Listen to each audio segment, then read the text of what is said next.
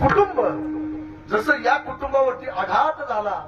आज पती गेले, पतीने जाण्यानंतर एक मुलगा जावा आणि मुलगा गेल्यानंतर आमच्या वैकुंठवासी इंदुबाई सुद्धा गेल्या आणि त्या गेल्यानंतर सुद्धा त्यांचा परत दुसरा मुलगा 1.5 महिन्याने जावा.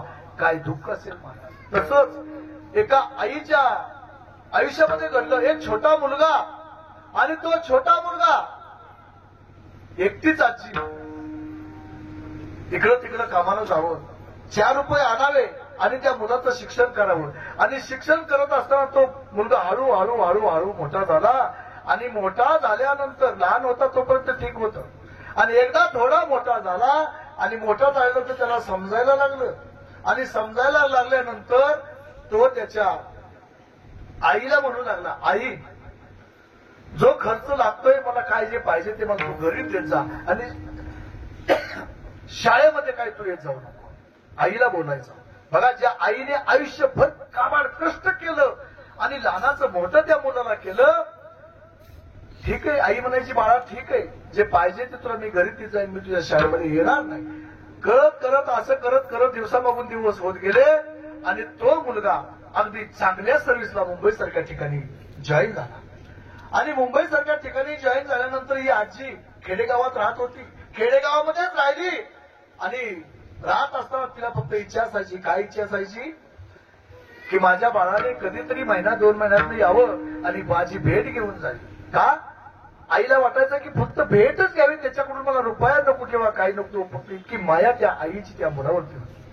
पण यथावकाश बरेच दिवस झाले आणि एक दिवस त्या आईने मुलाला पत्र पाठवलं की मुला, अरे तू माझी फक्त भेट घेण्यासाठी एक वेळ फक्त मला तू तोंड दाखवण्यासाठी ये. नव्हता मुलगा येत महाराज, नव्हता मुलगा येत. आणि कालांतराने त्या आईला समजलं. काय समजलं? त्या मुलाने पत्र पाठवलं आणि त्या पत्रामध्ये लिहिलं, आई माझा संसार सुखाचा चाललेला आहे. याचा अर्थ संसार सुखाचा म्हणजे त्याने लग्न सुद्धा केलं. कुणी? त्या मुलाने. त्या आईला विचारलं सुद्धा नाही, त्याने लग्न केलं. आणि लग्न केल्यानंतर आईला असं वाटायचं की आज नाही उद्या तरी तो मुलगा त्याच्या पत्नीला घेऊन माझ्याकडे येईल. त्याच्या पत्नीला मला सून पाहिजे, सूनमुख पाहिजे. आणि त्या आजीने दुसरं पत्र पाठवलं, अरे बाळा तुझं लग्न झालंय मला हे समजलं, कमीत कमी एक वेळ तर मला तुझी पत्नी दाखव ना. आईने काबाड कष्ट करून त्याला नोकरीला पाठवलं.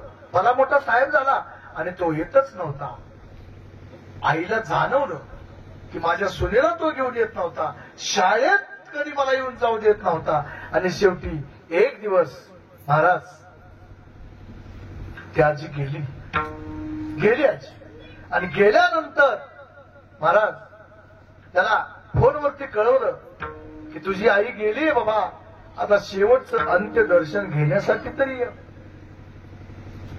त्याने तिकडूनच सांगितलं मी काही येऊ शकत नाही. बघा, ज्या आईने काबाड कष्ट करून त्याला लहानाचं मोठं करून मोठ्या सर्व्हिसला लावून एवढं करून सुद्धा तो मैतीला सुद्धा आला नाही. फोन करून सांगितलं की गावातल्या लोकांना तुमचं तुम्ही उरकून घ्या. सत्य कहाणी महाराज. कालांतराने आता शेवटी आजीच्या नावावरती काय 1-2 एकर जमीन होती. आता ती जमीन मिळवण्यासाठी काही दिवसांनी तो बाहेरून आपल्या गावाकडे आला. आणि गावाकडे आल्यानंतर गावातलं घर छोटस होतं आणि छोटस असल्यामुळे त्याच्यामध्ये एक अशी मेढ होती, मेढ. आणि त्या मेढेला एक चिठ्ठी लावून ठेवली होती, चिठ्ठी. तो मुलगा आतमध्ये गेला. आतमध्ये गेल्यानंतर पाहिलं अंधार भुडूक सगळा. मोबाईलची टॉर्च काढली, बॅटरी काढली आणि सगळं चेक करायला लागला. आणि चेक करत करत गेल्यानंतर त्याला ती मेढ दिसली आणि मेढीवरती एक अशी चिठ्ठी लिहिलेली होती, चिठ्ठी. आणि त्या चिठ्ठीमध्ये लिहिलेलं होतं, राजा तुला मी 10 पत्र पाठवली. का पाठवली? फक्त मला तुझा चेहरा पाहिजे होता, मला सुनेला पाहिजे होतं. एवढंच नाही, पण तू सुनेला घेऊन आला नाही, तू सुद्धा आला नाही. आणि तू सुद्धा मला शाळेमध्ये घेऊन जात नव्हतास. का घेऊन जात नव्हतं याचं मला ज्ञान होतं. का नेत नव्हतास याचं कारण मी एका डोळ्याने आंधळी होती. त्या स्त्रीला एक डोळा नव्हता. पण राजा हा डोळा माझा का नव्हता ह्याचं उत्तर ज्यावेळेस तुला समजेल त्यावेळेस तुला खूप वाईट वाटेल, पण त्यावेळेस तुझ्या समोर मी नसेल.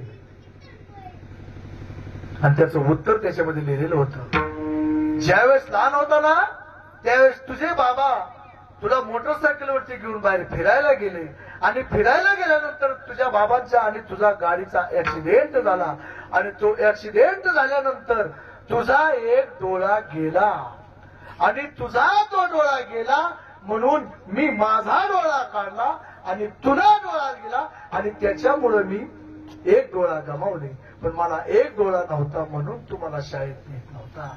ज्यावेळेस त्या मुलाला कळालं त्यावेळेस त्याला खूप वाईट वाटलं. विचार करा, त्या आईने स्वतःचा डोळा काढला आणि आपल्या लेकराला दिला. काय मागितलं लेकराकडून? म्हणून आई किती प्रेम करते हे जर विचारलं ना तर त्या प्रेमाला उपमा नाही आणि ते प्रेम शब्दामध्ये वर्णन करता येणारच नाही, कधीच येणार. म्हणून बाबांनो, त्या आई बाबांना कधी विसरू नका. खरं सांगायचं म्हटलं तर ज्यावेळेस वैकुंठवासी इंदुबाई गेल्या ना त्यांच्या आयुष्यामधल्या दुःखाची आणि वजाबाकीची बेरीज करायची म्हटलं ना तर मला श्रीमंत तुकोबाराचे एक अभंग आहे महाराज की तुकोबाराच्या आयुष्यामध्ये सुद्धा किती दुःख आलं पहा. बाबा